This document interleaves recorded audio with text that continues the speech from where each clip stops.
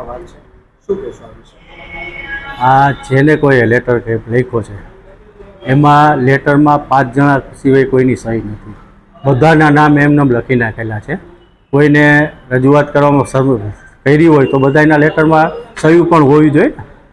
જે કોઈના નામ લખ્યા છે એની સહી પણ હોવી જોઈએ. પણ હું તમને ફોન કરીને પૂછું કે ભાઈ તમે તો કોઈ ના તો એમને પાડવાનું નથી, પણ સહી કોઈએ કરી નથી. આ એક પાર્ટીને બદનામ કરવાનો વિષય છે.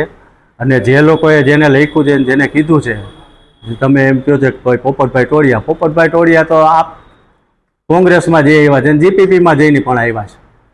અને બધા લોકો અમે સાથે મળીને આજે જે જો 10,000 કુંડાનું વિતરણ અમે વિધાનસભા સોસાયટીમાં કર્યું.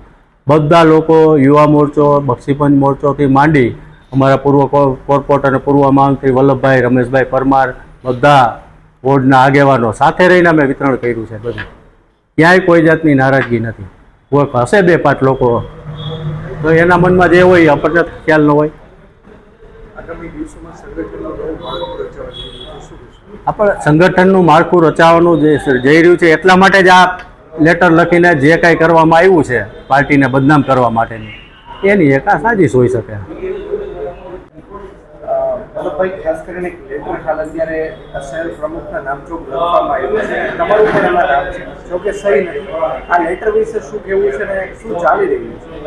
જે લોકોએ લખ્યો હોય એને રજૂઆત કરવાની અધિકાર છે, પરંતુ આ રીતે વાયરલ થાય એ પાર્ટીની પદ્ધતિ નથી.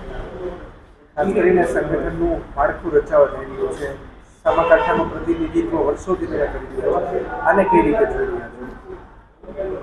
આખો ઉપલો કાંઠો હું વર્ષો ત્યાં વોર્ડ પ્રમુખ હતો, શહેરનો મહામંત્રી હતો, ડેપ્યુટી મેયર હતો, 4 ટર્મ કોર્પોરેટર હતો.